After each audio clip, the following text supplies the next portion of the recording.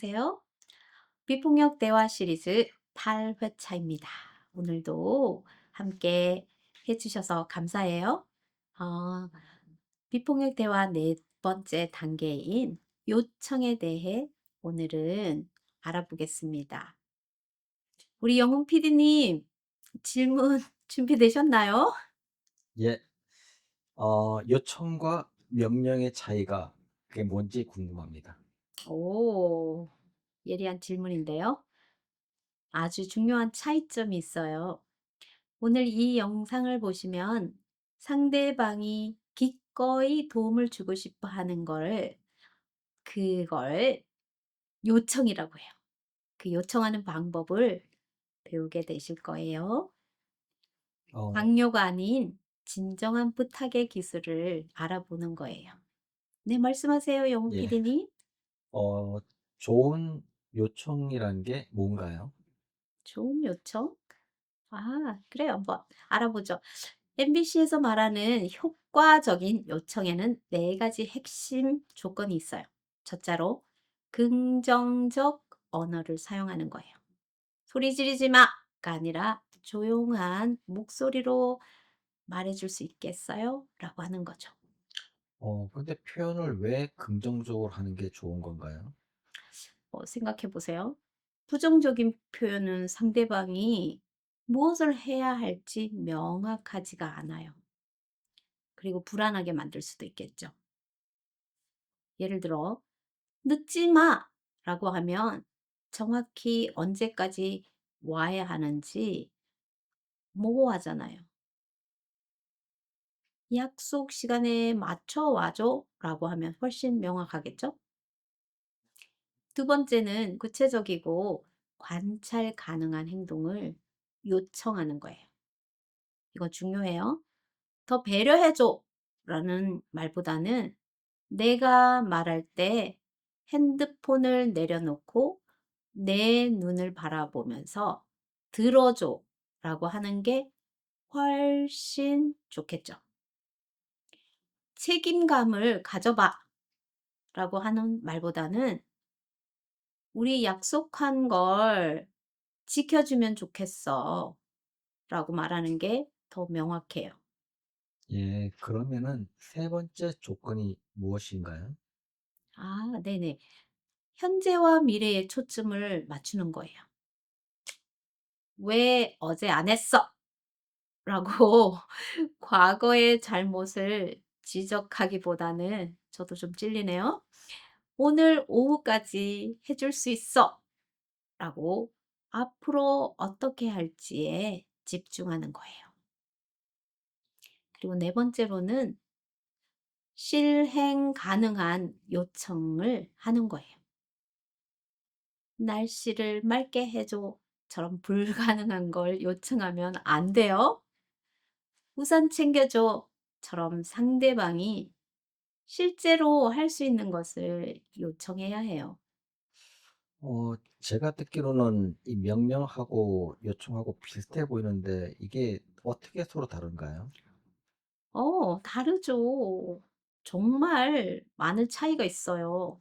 명령은 거절하면 처벌이 따른다는 불안이 오죠. 상대방의 감정이나 상황을 고려하지 않기 때문이에요. 해야만 한다는 강제성이 있고 일방적이에요. 반면에 요청은 거절을 받아들이고 상대방의 의사를 존중해요. "해 주면 좋겠어." 라고요. 희망을 표현하는 것이 상호적인 거죠. 예. 그 예를 들면은 어떤 게 있을까요? 네, 예를 들게요. 명령은 "지금 당장 방 청소해!" 라고 하면서 혼내는 거죠. 거절하면요. 근데 요청은 "방 청소해 줄 수 있어?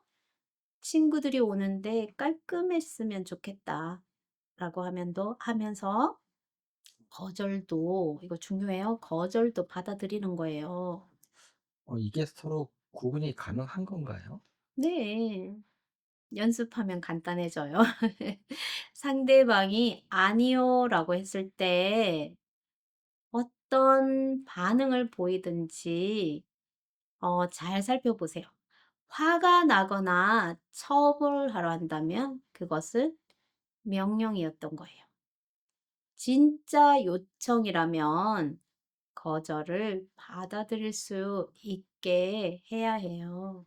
그러면은 구체적으로 요청을 만드는 방법이 있을까요? 네. 같이 찾아봐요. 체계적인 방법을 안내해 드릴게요. 어 저는 스마트 요청 만들기라고 부르거든요. 구체적으로 어 스페시픽하게 하는 거예요. 예를 들어 "잘 해 줘."라고 말하기보다 "오늘 8 시까지 설거지해 줄 수 있어요?" 라고 하는 거죠. 이게 더 훨씬 명확하죠? 예. 그게 S고 그러면 그다음에 있는 M은 무슨 뜻인가요? 네. M은 측정 가능한 거 measurable 예요. "자주 연락해."라고 말하기보다 "일 주일에 2번 전화해 줘."가 더 구체적이겠죠. "일찍 와."라고 말하기보다 "오후 6 시까지 집에 도착할 수 있겠어요?" 라고 말하면 더 명확해져요. 그리고 A는 실현 가능하게 achievable 예요. 상대방의 능력과 상황을 고려해야 해요. 바쁜 직장인에게 "매일 2 시간씩 운동해 줘."라고 하면 무리가 되겠죠. "주말에 30 분씩 같이 산책할까?" 이렇게 말하는 것이 더 현실적이에요. 예. 그러면 R하고 T는 뭔가요? R은 관련성 있게 relevant예요. 앞서 표현한 욕구와 연결되어야 해요. 연결감이 필요하다고 했으면 "저녁 식사 때 핸드폰 없이 나랑 밥 먹으면서 대화해 줄 수 있겠어요?" 처럼 욕구와 관련된 요청을 하는 거예요. T는 시간 제한이에요. time bound예요. "숙제해"보다는 "내일 아침까지 숙제 끝내줘"가 더 명확해요. 음. 그러면은 선생님 실제 상황에서 예제를 좀 들어 주시면 좋을 것 같아요. 네. 그래요, 그래요. 직장에서 동료가 회의 준비를 안 했다면 어떻게 말해요? "제대로 좀 해!" 라고 말하죠. 그런데 그렇게 말하지 않고 "다음 회의 시간까지 자료 3 페이지 준비해 줄 수 있겠어요?" 라고 하는 거예요. 예를 들어 자녀가 방을 치우지 않았어요. 그러면 "방 좀 깔끔히 해."라고 말하는 것이 아니라 "오늘 저녁 9 시까지 책상 위 정리하고 바닥에 있는 옷들 옷장에 좀 넣어 줄래? 빨래통에 좀 넣어 줄래?" 라고 요청하는 거죠. 혹시 그 연인 사이나 친구 관계에서는 어떨까요? 음. 소통이 좀 부족한 연인에게는 "더 관심을 가져 줘."라고 말하기보다 하루에 한 번은 "오늘 어땠는지 10분 정도 이야기 나눌 수 있을까?"라고 해도 좋고요. 약속을 자주 취소하는 친구에게는 "약속 좀 지켜."라고 말하기보다 "앞으로 약속 취소할 때 하루 전에 미리 알려주면 좋겠어."라고 효과적인 부탁을 하는 거죠. 예.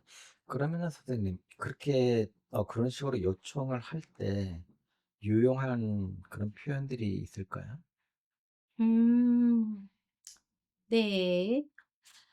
"해 줄 수 있어?"라고 어 묻거나 "해 주면 어떨까?"라고 어 물으면서 "어떻게 생각해?"라고 붙여보는 거예요.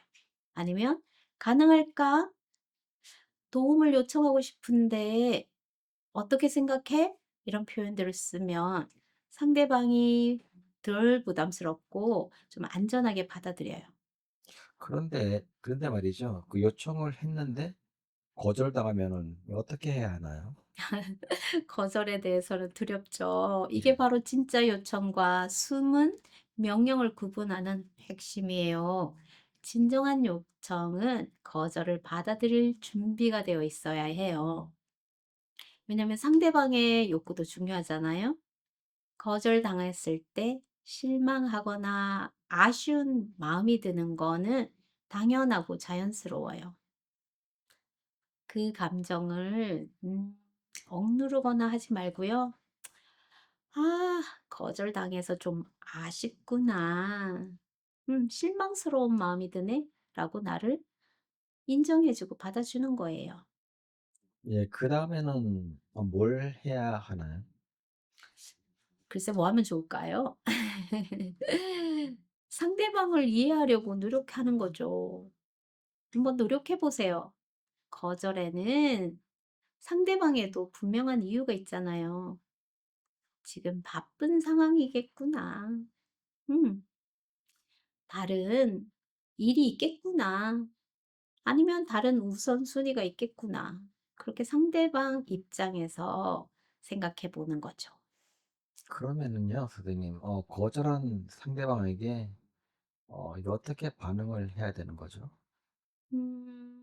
거절을 솔직하게 말해 준 것에 대해 감사해야 해요. 어렵죠? 억지로 하는 것보다는 훨씬 좋잖아요. 솔직하게 말해 줘서 "고마워. 무리하지 않아서 다행이야."라고 말하는 거죠. 그리고 거절당한 후에는 몇 가지 선택지가 있을 수 있어요. 우선 다른 전략을 찾아볼 수 있죠.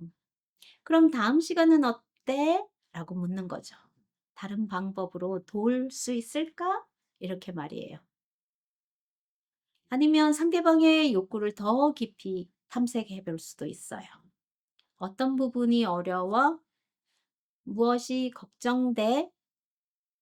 이런 식으로요. 음 그러면 타협점을 찾는 방법도 있겠네요. 그래요.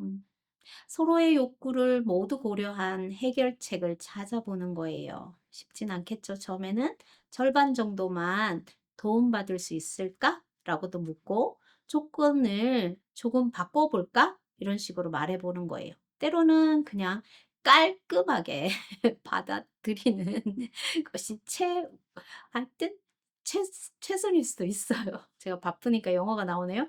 음, 알았어, 알겠어. 다른 방법 찾아볼게 라고 하면서요. 예. 혹시 거절당했을 때 하지 말아야 할 행동 이런 것들이 있나요? 와우, 좋은 질문이에요. 그럼요. 네, 절대 하지 말아야 할 것들이 있어요. 특히 화내면서 "그럼 나한테 왜 부탁해?" 라고 하거나 "넌 다음에 나도 거절할 거야." 라고 한다든가 그걸 말하면 상대가 죄책감이 생기겠죠. 그 죄책감을 주면서 "너 때문에 일이 안 돼."라고 하면 절대 안 돼요. 협박하면서 "그럼 나도 안 도와줄 거야."라고 말하는 거죠. 그쵸?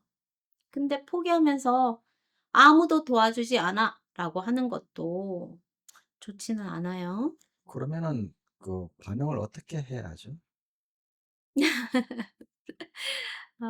많이 어렵게 해 드렸나요? 예예. 좀 많이 어 어렵네요. 연습해 보는 거예요. "괜찮아. 괜찮지 않아도 괜찮아. 괜찮아. 괜찮아." 이렇게 3번 정도 말해 보는 거예요. "알았어. 이해해. 음 그럴 수 있지. 이해해." 이렇게 말이에요. "다른 방법 한번 생각해 볼게." 아니면 "다른 사람한테 부탁해 볼게." 이렇게요. 나를 위로해 주면서요. 거절해 줘서 고마워는 그다음 단계겠죠. 네. 저는 그렇게 말해요. "솔직하게 말해 줘서 고마워요.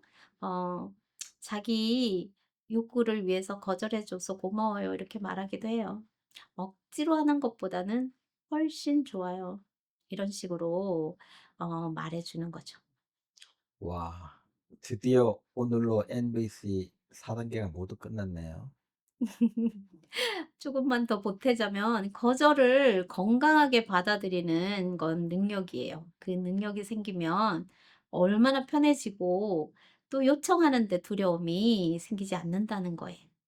상대방에게도 부담을 주지 않기 때문에 좋은 관계를 유지할 수가 있게 될 거예요. 예, 감사합니다, 선생님. 오늘 핵심 마무리 좀 부탁드리겠습니다. 네. 오늘의 핵심을 정리하면 첫째로 효과적인 요청은 구체적이고 긍정적이며 실행이 가능해야 해요. 추상적인 부탁보다 행동할 수 있는 명확한 행동 요청이 훨씬 더 효과적이에요. 그리고 두 번째로는 요청과 명령의 차이를 명확히 해야 한다는 거. 거절을 받아들일 수 있어야 진정한 요청이라는 거. 거절당했다고 화내거나 처벌하려고 하지 않고 받아들이는 거예요. 만약에 처벌한다고 하면 그거 명령이 되겠죠. 예. 마지막으로 세 번째는 뭔가요? 네, 거절은 자연스러운 것이고 건강하게 받아들인다는 거. 그리고 연습이 필요하다는 거. 거절을 두려워하지 않는다는 거. 거절을 두려워하지 않으면 더 자유롭게 요청할 수 있다는 거. 네. 다음 주는 MBC를 비폭력 대화를 실제 생활에 어떻게 적응하는지 그리고 그 방법들을 배워보면 좋을 것 같아요. 예. 지금까지 NVC 4단계를 모두 배워봤으니까 모두 차근차근 한번 연습을 해 봐야겠어요. 네, 먼저 자기와 대화하기부터 시작하는 거예요. 관찰, 감정, 욕구, 요청의 전체 과정을 일상에서 한번 실습해 보세요. 어려우시면 아래 댓글 남겨주시면 저희가 함께 연습하는 모임에 초청하겠습니다. 네, 오늘도 함께 해주셔서 감사해요. 네, 감사합니다. 네, 수고하셨습니다. 다음 주에 만나요.